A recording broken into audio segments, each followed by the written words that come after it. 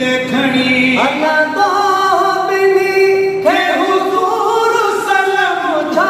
पेश करे हसनैन जो गम हीअ मुंहिंजी ज़ुबान ही मुंहिंजो कलम छा पेश करे हसनैन जो गम हीअ मुंहिंजी ज़ुबान ही मुंहिंजो कलम हीअ मुंहिंजी ज़ुबान ही मुंहिंजो कलम ॾिसो ईद जे ॾींहुं ख़ुदा जे लाइ ॾिसो ईद जे ॾींहुं ख़ुदा जे लाइ ॾिसो ईद जे ॾींहुं ख़ुदा जे लाइ कयो जन्नत जे कपिड़नि जो हुकुम छा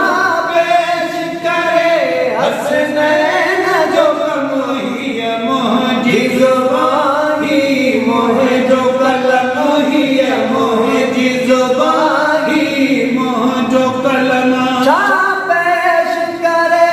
हसनैन जो गम हीअ मुंहिंजी ज़ुबान ही मुंहिंजो कलम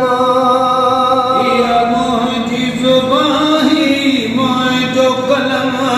ऐं पुट कूंद वियो काज जे रात खुशी पुट कूंद वियो काज जे रात खुशी पुट कूंद वियो काज जे रात खुशी पुट कूंद वियो काज जे रात खुशी जंहिंजो कासिम घोट ख़ुदा जो कसम छा पेश करे हसनैन जो गम हीअ मुंहिंजी ज़ुबान ही मुंहिंजो कलम हीअ मुंहिंजी ज़ुबान ही मुंहिंजो कलम छा पेश करे हसनैन जो गम हीअ मुंहिंजी ज़ुबान भी मुंहिंजो कलम ॾिसो नीमक खाई नेठ रिढियो ॾिसो नीमक खाई नेठ रिढियो जेको नीमक खाई नेठ रिढियो जेको नीमक खाई नेठ रिढियो सो यज़ीद वॾो बेहया बेशरम सो यज़ीद वॾो बेहया बेशरम छा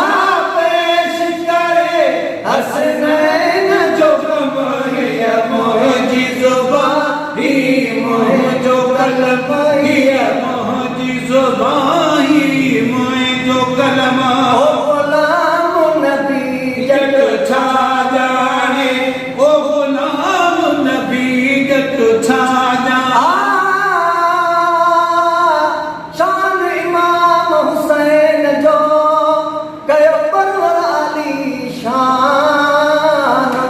जॾहिं जो बेगल करे पियो मञे मदनी जान नबुई मोहर मथे चढ़ी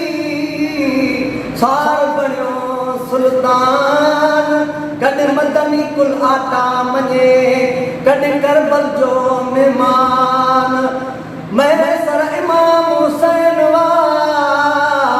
असांजो दीन ईमान